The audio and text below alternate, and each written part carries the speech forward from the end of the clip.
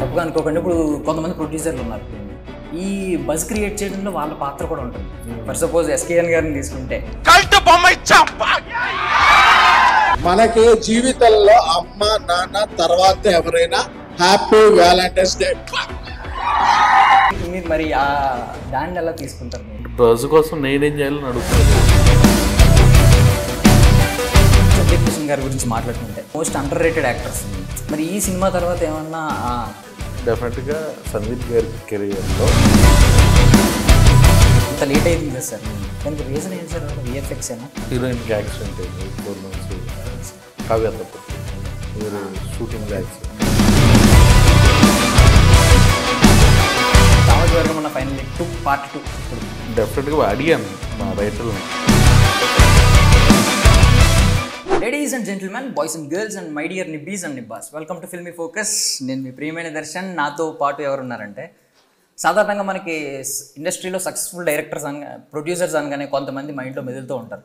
But కొంతమంది అసలు open book కాదు కదా, క్లోజ్డ్ బుక్ కూడా కాదు, దొరకని బుక్లు ఉంటాయి కదా కొన్ని గ్రంథాలు, అలాంటి ఆయన అనమాట. ఈయన చాలా సక్సెస్ఫుల్ ప్రొడ్యూసర్, బట్ ఎవరికి బయటపడరు. ఎందుకంటే ఈయన చాలా మనలాంటి వాళ్ళే, మన మేమర్స్ లాగే ఇంట్రోవర్ట్ అనమాట. సో ఆయనతో మాట్లాడి ఆయన సక్సెస్ఫుల్ ఫార్ములాస్ ఏంటో కొన్ని తెలుసుకుందాం. అండ్ మేమర్స్ మీ దృష్టి పెడితే ఆయన కూడా వెలుగులోకి బయటికి రావచ్చు, రప్పించవచ్చు. సో రప్పించమని కోరుకుంటున్నాను. సో హాయ్ సార్, ఎలా ఉన్నారు? హాయ్ అండి, బాగున్నా. సో ముందుగా నిజమే కదా సార్ నేను చెప్పింది, ఇంట్రోవర్ట్ మీరు? తెలీదు. సర్లేండి సార్. సో ఫస్ట్ దీని నుంచే స్టార్ట్ చేద్దాం. సో అది ఉంది, మంత్రదండన అంటారా, మాయాదండన ఏదో అంటారు, మ్యాజికల్ వ్యాండ్ ఏదో అంటారు కదా సంథింగ్. సో అది మీరు దేవుడి గదిలో పెట్టారు. సో రీజన్ ఏంటి సార్? అది మిస్టేక్ లో పెట్టుంటారు, దేవుడికి దానికి సంబంధం లేదు. అంతే, మీరేమన్నా పర్టికులర్ గా పెట్టారు? ఓకే. సో రోజు హీరోతో పాటు ట్రావెల్ అవుతా ఉంటుంది. అది అక్కడికి ఎందుకు వచ్చింది మీరు చెప్పేదాకా నాకే తెలియదు. Okay sir. సో రాజేష్ దండ ఆ నేమ్ విషయానికి ఒకసారి అడుగుతున్నాను, ఎందుకంటే ఇది సూపర్ న్యాచురల్ థ్రిల్లర్ కాబట్టి ఎలాగో. సో మీకు ఆ నమ్మకాలు ఉంటాయా ఏంటి అసలు? రాజేష్లో ఆ జెడ్ ఏంటి అసలు? ఆ యూనిక్నెస్ కోసమా లేదా ఏదన్నా పర్టికులర్ గా న్యూమరాలజీని ఏమన్నా ఫాలో అవుతారు? ఫ్రెండ్స్ సజెస్ట్ చేశారు రాజకృష్ణ గారు అని, యూనిక్ గా ఉండడం. ఈవెన్ సందీప్ గారు కూడా అదే ఫాలో అవుతారు అనుకుంటా, Sandeep SUND. So Z you red అంటే రేర్ ఎలిమెంట్స్ పెట్టుకున్నారు కదా, మీరు ఇద్దరు కలిసి మ్యాజిక్ చేయబోతున్నారు అంటారా? అయితే డెఫినెట్గా చేస్తాం. సో సార్, ఇప్పుడు మీ సినిమా జర్నీ స్టార్టింగ్ నుంచి చూసుకుంటే, అంటే అకార్డింగ్ టు మేము ఫాలో అయిన ఇంటర్నెట్ ప్రకారం మీరు ఫస్ట్ స్వామిరారా డిస్ట్రిబ్యూటర్, రైట్? తర్వాత మజిలీ అండి, కార్తికేయ, టెంపరు చాలా. కార్తికేయ ఎప్పుడు మధ్యలో 7 ఏళ్ళు గ్యాప్. 19 కదా మజిలీ. సో మధ్యలో అంటే చాలా, ఐ మీన్ ఫస్ట్ ప్రాజెక్టే మీకు నాకు తెలిసి గోల్డెన్ నిఖిల్ 2 సినిమాలు నేనే చేశాను. కార్తికేయ మీకు పట్టుకున్నదంతా బంగారమే. ఎక్కడ పోతే వచ్చినాడో కూడా నేను, అది కూడా చాలా మంచి హిట్. ఈయన డైరెక్టర్. సో ఆ పట్టుకున్న వల్ల బంగారమే. బట్ మీకు దూకుడు ఉండాలి కదా యాక్చువల్గా, అంటే పట్టుకున్న వల్ల బంగారం అయిపోతుందని ఎక్కువ సినిమాలు డిస్ట్రిబ్యూట్ చేయడం ఇలాంటివి ఉంటాయి కదా, మీ క్యాలిక్యులేషన్స్ ఎలా ఉంటాయి సార్? అలా ఉండవు, నేను తక్కువ చేస్తాను. సంవత్సరానికి మ్యాక్సిమం 4 to 5 ఫిల్మ్స్ డిస్ట్రిబ్యూషన్లో. నాకు నచ్చిన సినిమానే కొంటాను. అంటే ఏమన్నా ఒకటి మీరు మిస్ అయిన సినిమాలు ఏమన్నా ఉన్నాయా సార్? అంటే మీ క్యాలిక్యులేషన్ రాంగ్ అయ్యి తర్వాత అది పెద్ద హిట్ అయ్యి? గుర్తులేదు హానెస్ట్గా. అంటే 2020లో ఒకే సినిమా చేసాం, సర్లేదు నీకు ఎవరు. 21లో మాస్టర్ చేసాం. ఆ తర్వాత ఆల్మోస్ట్ శర్వానంద్, మహాసముద్రం. అంటే ఈ 3 ఏళ్లలో పెద్ద ఏం చేయలే. నేను అనుకోవడం డిస్ట్రిబ్యూటర్ గా మీకు కొంచెం నాకు తెలిసి లాభాలు బాగా తెచ్చిపెట్టను మహాసముద్రం ఏమో నేను అనుకుంటున్నాను. అంతే, అదొకటే కదా. 2021, 22లో డబ్బులు అనిసిమా అదొకటే. అప్పటికి మీరు ఇంకా ప్రొడ్యూసర్ అయిపోయారు తర్వాత ఇంకా. అవును. సో డిస్ట్రిబ్యూటర్గా ఓకే మిగిలిన అంటే ఏం చూస్తారు సార్? అంటే మీరు ఫస్ట్ అప్పుడు చెప్పారు టీజర్ చూసి సినిమా డిస్ట్రిబ్యూట్ చేయడానికి ఒప్పుకుంటాను. టీజర్ వాళ్ళు ఎలా డిసైడ్ చేస్తారు సార్? అంటే నచ్చాలి కదా. ఇప్పుడు ఏదో కంటెంట్ చూసాం, కొత్తగా అనిపించింది అని నమ్మి టీజర్. రేపు సినిమా బాగాలేకపోవచ్చు, టీజర్ బాగుంటుంది, అది లక్ అంతా.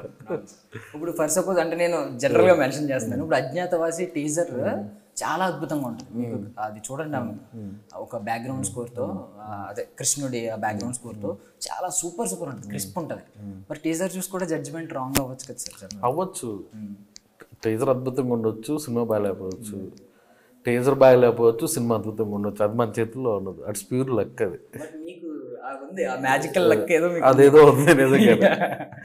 సో ఫస్ట్ ఆఫ్ ఆల్ చాలా గర్వంగా ఉంది ఇంట్రోవర్ట్లు ఇలా సక్సెస్ అవుతూ ఉంటే. ఒక బేసికల్లీ ఒక ఇంట్రోవర్ట్ గా నాకు చాలా ఆనందంగా ఉంది. మేమర్స్ కూడా చాలా మంది ఉంటారు కదా ఇంట్రోవర్ట్స్, వాళ్ళ టాలెంట్ ఎవరికి తెలియదు. సో మీలో కూడా మీ మ్యాజికల్ మంత్ర లోపల ఒక ఫార్ములా ఉందని మేము నమ్ముతున్నాం సార్. సో అలా ఏం లేదండి, నాకు కథ నచ్చితే చేసుకుంటూ వెళ్తా.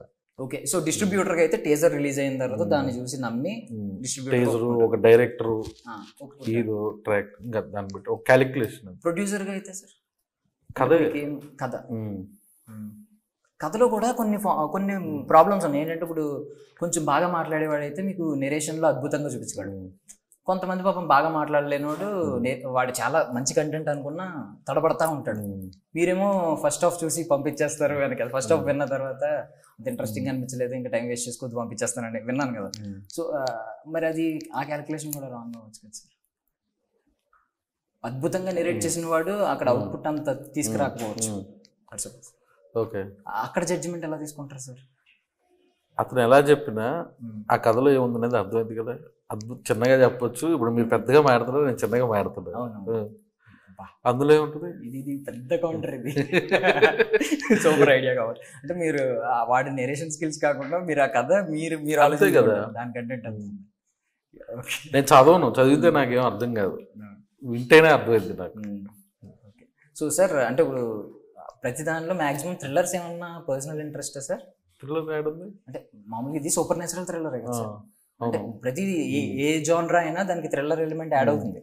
ఇప్పుడు ఆడియన్స్ కూడా అదే కొడుతున్నారు. అంటే మీకు కూడా ఏమైనా పర్సనల్ చాయిసెస్ సార్ థ్రిల్లర్? అప్పుడు ఈ సినిమా పరంగా ఈ స్టోరీ వచ్చినప్పుడు ఒప్పుకోవడానికి రీజన్ ఏంటి సార్? ఫస్ట్ కథ ఒక 10 నిమిషాలు కథ చెప్పారు ఆనంద్ గారు.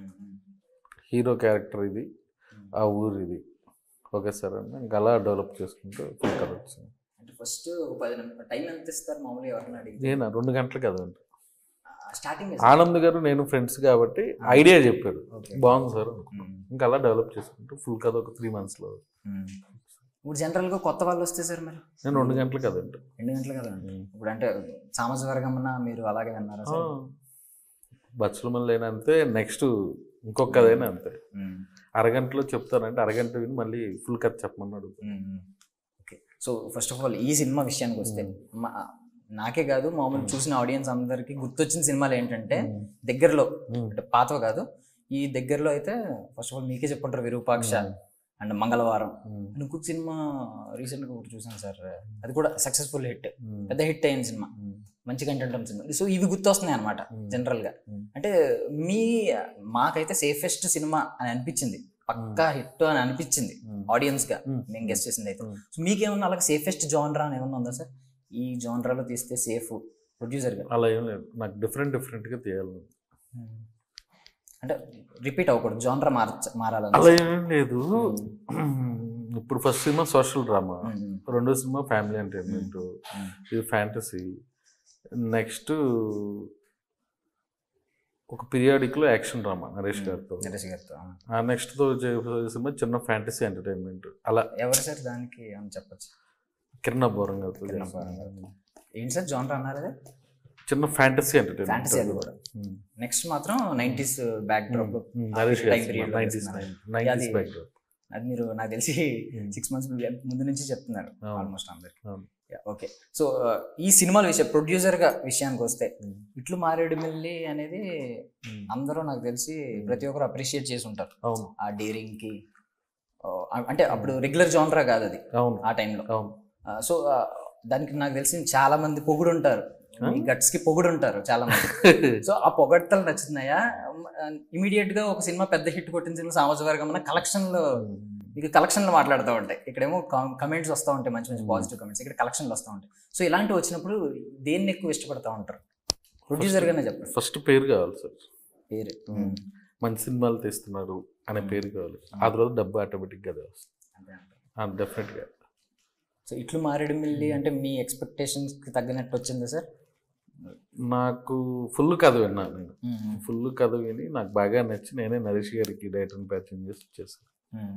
అంటే అవుట్పుట్ అండ్ దానికి వచ్చిన అంటే అందులో సొసైటీకి ఒక మెసేజ్ ఉంది, అలాంటి చూడలేదో ఆడియన్స్ అనిపించింది.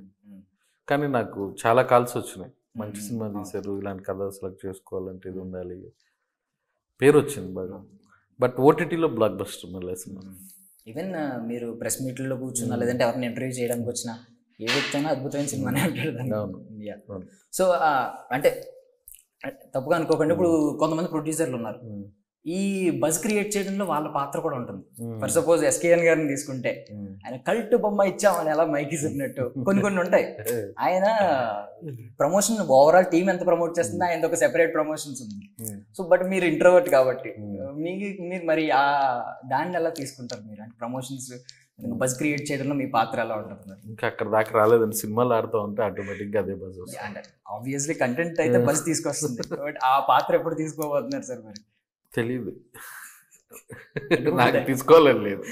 అదే సార్, ఇప్పుడు అంటే ఇప్పుడు కొంచెం పర్వాలేదు, కొంచెం అన్నా వస్తున్నారు, బాగానే వస్తున్నారు.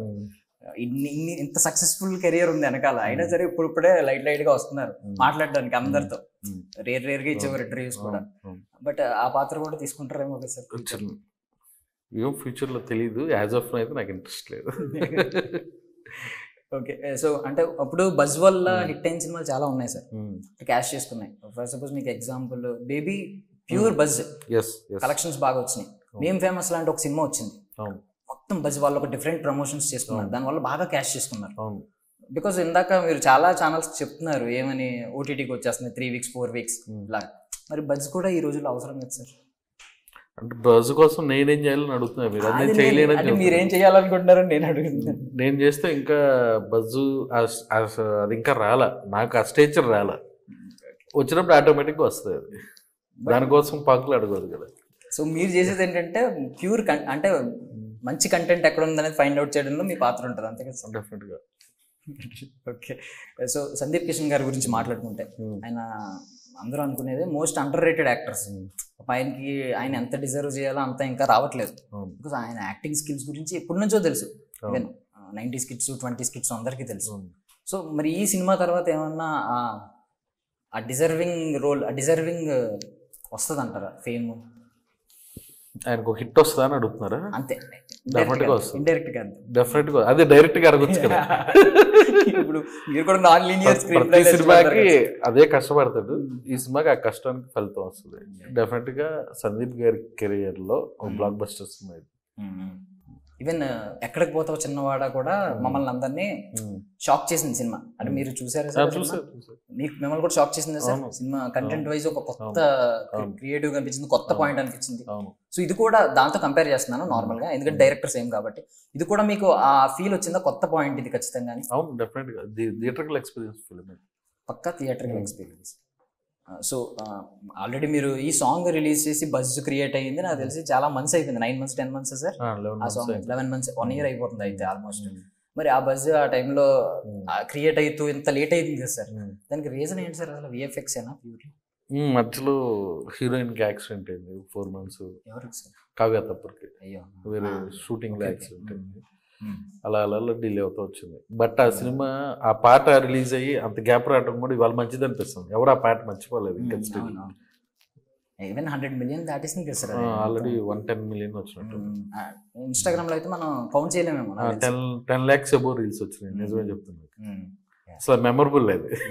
అవును, అంతే సార్. సో ఓకే, దీని పరంగా ఇది ఓకే. సో డైరెక్టర్ ఆనంద్ గారు అంటే ఇప్పుడు కొలాబరేట్ అయ్యారు. సందీప్ కిషన్ గారు మీకు ఫ్రెండ్, డైరెక్టర్ ఆనంద్ గారు ఎప్పటి నుంచి అండి? ముందు ఒక సినిమా నాకు టైగర్ సినిమా నుంచి పరిచయం. టైగర్ సినిమాకి అంటే మీ రోల్ ఏముంది సార్? నాకేం లేదు, బట్ ఫ్రెండ్, ఒక ఫ్రెండ్ ద్వారా ఫ్రెండ్. టైగర్ సినిమా మేమనుకోవడం ఒక క్షణంలో కాదు, ఒక్క క్షణం. టైగర్ నుంచే మేము ఇద్దరం ఆడుకుంటే వాళ్ళం, ఆనంద్ గారు నేను. ఆ తర్వాత ఎక్కడ పోతే వచ్చినాడు నేనే డిస్ట్రిబ్యూటర్. ఎక్కడ పోతే వచ్చినాడు తర్వాత ఆయనతో సినిమా చదువుకున్నప్పుడే ఒక క్షణం తర్వాత నాకు సులువుగా చేద్దాం స్టార్ట్ అయింది. సందీప్ కిషన్ గారితో అండి మరి ఇప్పుడు? సందీప్ కిషన్ వెంకటగారి ఎక్స్ప్రెస్ నుంచి ఫ్రెండ్ నాకు. ఫస్ట్ ఆయన ఓకే, ఆయన ఇనిషియల్ స్టేజ్ నుంచి మీకు ఫ్రెండ్స్. బాగా సార్, బాగా. అంటే మరి మిమ్మల్ని ప్రొడ్యూసర్ అవ్వమని ఆయన ఎప్పుడు సార్ మిమ్మల్ని ఎప్పుడైనా మోటివేట్ చేశారా ఈ లోపు, ఈ గ్యాప్ లో? కోవిడ్ టైంలో అనుకున్నాం ప్రొడక్షన్. నాంది తర్వాత నాంది డైరెక్టర్ నేను ఫ్రెండ్స్. ఆ సినిమా టైంలో మనం సినిమా చేద్దాం. అప్పుడు ఈయన కూడా మోటివేట్ చేశారా సందీప్ గారు? బేసిక్గా ఫస్ట్ సందీపే మోటివేట్ చేసింది. మరి అది అనుకోలేదా సందీప్ గారితోనే ఫస్ట్ సినిమా తీద్దామని? అంటే మీకు ఉంటుంది ఫస్ట్ స్టార్ట్ చేసింది ఇదే కదా. స్టార్ట్ చేసింది ఇది. ప్రొడక్షన్ నెంబర్ 1 ఊరి పేరు బైరొక్కనే. ఓకే, ప్రొడక్షన్ నెంబర్ 1 మిస్ అయ్యాను. సో అంటే దీనివల్ల డిలే సెకండ్ ఊరి పేరు బైరొక్కన, సెకండ్ సారీ సెకండ్ మారేడుమిల్లి ప్రయాణికం, థర్డ్ సామజార్గం. ఓకే, సో ఇప్పుడు ఈ ఊరు పేరు ఫ్యాంటసీ ఏంటి సార్? అంటే ఇట్లు మారేడుమిల్లి నియోజకవర్గం ఊరి పేరు అది అలా వచ్చింది ఫ్యాంటసీ కదా. అంటే మీకు టైటిల్ స్టోరీ నేరేట్ చేసినప్పుడు టైటిల్ ఆలోచించరా సార్? రియాలిటీగా పెట్టాలండి. ఇప్పుడు అదేంటంటే ఒక విలేజ్ లో ఉన్న ప్రాబ్లం, ఒక ట్రైబల్ విలేజ్, వాళ్ళు ఓటేయాలంటే 7 కిలోమీటర్ల కిందకి వెళ్ళాలి, ఓటేసి పైకి వెళ్ళాలి, వాళ్ళు ఎవరు పట్టించుకోవట్లా. కాబట్టి ఆ ఊరి పేరు రిజిస్టర్ చేయాలి. కాబట్టి మారేడుమిల్లి అప్పుడు ఫేమస్ అయింది కదా, పుష్పలో ఆ విలేజ్ అనుకున్నాం. వాళ్ళందరూ ప్రాబ్లం వాళ్ళు చెప్పుకోవాలి కాబట్టి ఇట్లు మారేడుమిల్లి ప్రజానికం కొత్త టైటిల్ అనుకున్నాం. ఆంధ్ర వాళ్ళకి అయితే బాగా తెలుసు కదా మారేడుమిల్లి అనేది, ఆ ఫారెస్ట్ గురించి అందరికీ తెలుసు. సో దీనికి మరి ఇది అసలు ఆ ఊరే కదా కథ అంతా, ఇది కూడా సేమ్. అంటే పాయింట్ చెప్పినప్పుడే ఇది ఫిక్షనల్ స్టోరీ సార్ ఏమన్నా రియల్ అండి? ఫిక్షనల్. 4 పేజీలు మిస్ అయినాయి అన్నారు. ఫిక్షనలే కదా సార్. అంటే అది మీరు మార్చాలనుకుంటే మార్చొచ్చు. మార్చబడ్డదా నార్మల్ గా అడుగుతున్నారు. ఆనంద్ గారికి చెప్పండి. ఓకే, అటు మీ అప్పుడు ఉద్దేశం ప్రకారం నేను అడుగుతున్నాను. నార్మల్ మార్చాలనుకుంటే కూడా మార్చొచ్చు. అంటే ఊరే కరెక్ట్ గా ఊర్లే వస్తున్నాయి కదా అని చెప్పి. ఓకే, సో ఇప్పుడు గరుడ పురాణం ఇవన్నీ మీరు అది తెలుసుకున్నప్పుడు రీసెర్చ్ చేద్దామని ఏమన్నా అనుకున్నారా సార్? గరుడ పురాణంలో 4 పేజీలు, కర్మ సిద్ధాంతం ఇలాంటివి ఏమన్నా? అవన్నీ వింటానికి బాగుంటాయి కానీ సెర్చ్ చేయడానికి ఇంకా ఏజ్ రాలేదు కదా. 60 ఏళ్ళప్పుడు చేయాలి కదా సార్. అది ఇంట్రెస్ట్ ఉంటుంది కదా, గూగుల్లోనే సెర్చ్ చేద్దాం ఒకసారి కర్మ సిద్ధాంతం, ఈ గరుడ పురాణం. అది సినిమా కోసం క్రియేట్ చేసుకున్న వరల్డ్, దాని గురించి అంతే. ఓకే, సో ఇప్పుడు విఎఫ్ఎక్స్ గురించి ఈ మధ్య ఆదిపురుష్ తర్వాత హనుమాన్ టీజర్ రిలీజ్ అవ్వడం, అప్పుడు విఎఫ్ఎక్స్ కి బాగా అందరూ విఎఫ్ఎక్స్ మీద కొంచెం ఫోకస్ అవుతున్నారు ఆడియన్స్ అందరూ. ఈ మధ్యన కింద కమెంట్స్ కూడా విఎఫ్ఎక్స్ గురించి ఎక్కువ. దీనిలో విఎఫ్ఎక్స్ అయితే అద్భుతంగా ఉంది. మీ కష్టం అంతా తెలుస్తుంది, ఆ టైం కూడా తీసుకున్న దానికి మంచి అవుట్పుట్ వచ్చి ఉంటుంది. సో విఎఫ్ఎక్స్ గురించి మీ కమెంట్స్ ఏంటి? విఎఫ్ఎక్స్ ఎక్స్ట్రాడినరీగా ఉంటాయండి సినిమాలో. అంటే మన డైరెక్టర్ గారు అనుకున్న దానికంటే ఇంకా బెటర్గా వచ్చింది. వెరీ వెరీ హ్యాపీ ఆనంద్ గారు. సో అప్పుడు మీరేమన్నా మేమర్ అయితే ఎలా మాట్లాడతారు సార్? ఎందుకంటే డైరెక్ట్గా అయితే అంత ఎక్కువ ఏం మాట్లాడలేదు, చాలా చాలా ఇన్నోసెంట్ మంచిగా మాట్లాడుతూ ఉంటారు. ఒకవేళ మేమర్ అయి ఉంటే బయట పెట్టేవారా? మీలో ఉన్న కొంచెం నాటీ యాంగిల్ కూడా అందరికీ ఉంటుంది, ఇవన్నీ బయట పెట్టేవారా? తెలీదు, నేను కొంచెం రిజర్వ్డ్గా ఉంటా, టకటక మాట్లాడలేదు. అది కెమెరా ఫీర్ కూడా ఉంటుంది కదా.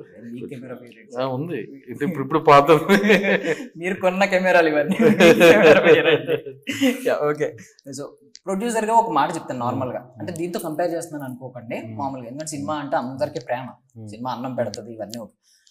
నార్మల్ గా ప్రొడ్యూసర్ పాయింట్ ఆఫ్ వ్యూలో మాత్రం సినిమాలో ఇన్వెస్ట్ చేయడం అనేది ఆల్మోస్ట్ రిస్క్ ఎంత ఉంటుంది అంటే జోదం ఆడినంత రిస్క్ కదా. ఎందుకంటే మాటలకి పడిపోతూ ఉంటారు, వాళ్ళు చెప్పిన మాటలకి పడిపోతూ ఉంటారు. మిగిలిన వాళ్ళందరికీ ఒకవేళ సినిమా ఫ్లాప్ అయినా యాక్టర్స్ పర్ఫార్మెన్స్ బాగుంటే వాళ్ళకి పేరు వచ్చేస్తుంది. డైరెక్టర్ ఏముంది అక్కడ రెమ్యూనరేషన్ తీసుకుంటారు, నెక్స్ట్ ప్రాజెక్ట్ కి ఇప్పుడు వేరే వాళ్ళని పట్టుకుని ఇంకొక మంచి పాయింట్ చెప్పి వాళ్ళు తీసేసుకోరు. బట్ ప్రొడ్యూసర్ అనేవాడు అప్పు చేసి తెస్తాడు, లేదంటే ఉన్నదంతా అమ్ముకుని లోన్లో పెట్టి ఏదో పెట్టి తెస్తా ఉంటాడు. బట్ వాడికి మొత్తం రిస్క్. సో ఈ పాయింట్ అగ్రీ చేస్తారా? జోదంలో పోయినంత రిస్క్, జోదంలో పెడితే పోయినంత రిస్క్ ఉందంటారా ప్రొడ్యూసర్కి? జోదాన్ని లేదు అంటే రిస్క్ గురించి చెప్తున్నాను. ఎక్కువ రిస్క్ అంటారా? బాగా ప్రొడ్యూసర్కే కదా రిస్క్. ఇప్పుడున్న పరిస్థితుల్లో 20-25% రిస్క్ అయితే ఉంటుంది. మొత్తం టోటల్ రిస్క్ అని చెప్పలేం. అంటే మనం చేసే కథ డైరెక్టర్ హీరో మీద డిపెండ్ అయి ఉంటుంది. ఇంకేం ఉన్నాయి సార్ రిస్క్లు ఆఫ్టర్ పాండమిక్ తర్వాత? ప్రొడ్యూసర్కి రిస్క్ ఏం పడింది సార్? ఇంకా పాండమిక్ తర్వాత ప్రొడ్యూసర్కి రిస్క్లు ఏమున్నాయి? ఇంకా ఈ ఓటీటీ కావచ్చు, ఇప్పుడు ఉన్న దాంట్లో కొంచెం డౌన్ అయింది. శాటిలైట్, డిజిటల్ అన్నీ కొంచెం డౌన్ అయినాయి. 20%, 30% డౌన్ అయినాయి. అది కొంచెం ఎఫెక్ట్. ఇప్పుడు దాని గురించి మీరు ఏమన్నా అడుగుతారా సార్? అంటే కొన్ని వీక్స్ పోస్ట్ పోన్ చేయండి అంటే ముందే కొన్ని రైట్స్ ఉంటాయి కదా, డిజిటల్ రైట్స్ అవి మీరు ముందే మాట్లాడుకుంటారు సినిమా రిలీజ్కి ముందే. సో ముందే ఏమన్నా మాట్లాడుకుంటారా సార్ కొన్ని ఫ్యూ వీక్స్ ఎక్స్టెండ్ చేద్దామని ఏమన్నా? రిలీజ్ అయినాక పెద్ద హిట్ అయిపోతే మనం డెఫినెట్గా they will accept to postpone 1 or 2 weeks. So ఆ కన్వీనియన్స్ ఉంది, డెఫినెట్గా ఉంది. ఓకే, సో ఇప్పుడు జనరల్గా అంటే మీరు యాక్ట్ చేసిన హీరోలు కాకుండా, మీరు అదే మీతో కొలాబరేట్ అయిన హీరోలు కాకుండా మీ ఫేవరెట్ హీరో ఎవరు సార్? ఇప్పుడున్న యంగ్స్టర్స్లో మీ ఫేవరెట్ హీరో ఎవరు? అండ్ మీరు చిన్నప్పుడు ఫాలో అవుతున్నప్పుడు మీ ఫేవరెట్ హీరో? నా చిన్నప్పుడు బాలకృష్ణ, ఇప్పుడున్న దాంట్లో సాయిధరం తేజ్. సాయిధరం తేజ్. ఎందుకు అదే నేను వింటూ ఉన్నాను. ఇష్టం అండి, ఎందుకంటే అభిమాని అడిగితే రీజన్ చెప్తారు కదా సార్. నాకు ఏముండదు, ఇష్టం అంతే. Pure introvert. మీరు మీరు నాకు తెలిసి దాస్తున్నారు. అది ఏముంటుంది బయట అంటే ఇప్పుడు గుమ్ముని ఎవరన్నా అడిగాం అనుకోండి మీ ఫేవరెట్ హీరో ఎందుకు ఇష్టం అంటే ఏదో ఒకటి చెప్పేస్తారు. అంటే నాకు చిరంజీవి గారి లాగా ఉంటాడు, స్టేజ్ డాన్స్లు, కామెడీ టైమింగ్, అలా ఆ లుక్స్ కూడా కొంచెం. బాలకృష్ణ గారు అంటే నేను చదువుకునేటప్పటి నుంచి సినిమాలు చూస్తా, మా ఫాదర్ ఫ్యాన్, కలాల. జై బాలయ్య స్లోగన్ అప్పటి నుంచి ఫాలో అవుతుంటారు. డెఫినెట్ గా నేను బ్యానర్లు కూడా కట్టేవాడిని. ఓకే, సో ఎవరితో చెయ్యాలని ఉంది సార్ నెక్స్ట్? ఏమన్నా నెక్స్ట్ ఏంటో ఒక సినిమా తీయాలి అని ఉంటారు కదా మైండ్ లో?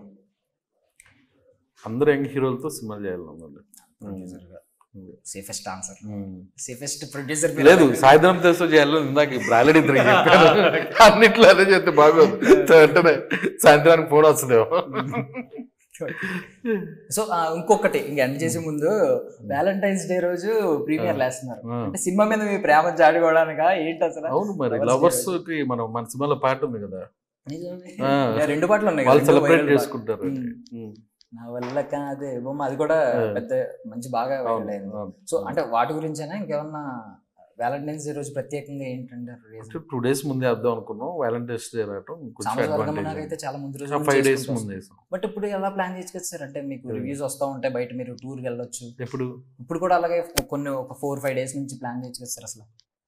నెక్స్ట్ సినిమా అలాగే చేద్దాం మళ్ళీ. నేను ఊరికే అడిగాను నెక్స్ట్ వ్యాలంటైన్స్ డే రోజు అని ఏమన్నా గుర్తుపెట్టు. ఇప్పుడు స్పెషల్ ఒక డే ఉంది కదా, అందుకే ఈజీగా అదేనికి రికగ్నైజ్ వ్యాలంటైన్స్ డే, అందుకని అది దాన్ని ఫాలో అవుతారు. ఓకే సార్, నాకైతే నేను నిజంగా చెప్తున్నాను, అద్భుతంగా అనిపించింది సార్. నాకు ఎక్కడికి పోతావు చిన్నవాడక ఆ టైంలో ఎంత మంచి పాయింట్ అనిపించిందో, ఇంకొంచెం బాగా అనిపించింది. అండ్ విఎఫ్ఎక్స్ యాడ్ అయింది బాగా, చాలా బాగా అనిపించింది. ఖచ్చితంగా హిట్ కొడతారు అనిపిస్తుంది. పాయింట్ అంటే ఆ గరుడ పురాణ ఆ బొమ్మ చూస్తుంటే నాకు అన్వేషిత చిన్నప్పుడు సీరియల్ గుర్తొచ్చింది. ఇంకా భయం కొంచెం. So I wish you all success sir. Thank you. ఖచ్చితంగా సక్సెస్ మీట్ లో మళ్ళీ కలుస్తామని నమ్ముతున్నాను. డెఫినెట్ గా. అండ్ నెక్స్ట్ ఇంటర్వ్యూకి వచ్చేసరికి మిమ్మల్ని మేమర్స్ కూడా బయటికి లాగాలని. Thank you. సో సామాజిక వర్గం అన్న ఫైనల్ పార్ట్ 2 ఇప్పుడు డెఫినెట్ గా అడిగాను మా రైటర్ని, ప్లాన్ చేద్దాం అని చెప్పారు. నేను కూడా వెయిటింగ్. సీజర్ నరేష్ గారిని కొంచెం ఎక్స్టెండెడ్ వర్షన్ పెట్టారు కదా, ఇలా కవాలి ఇలా వచ్చారు, ఎక్స్టెండెడ్ వర్షన్ పెడతారని కోరుకుంటున్నాను. Thank you sir, thank you so much. Thank you. All success. Thank you. That's all for now. This is Darshan signing off.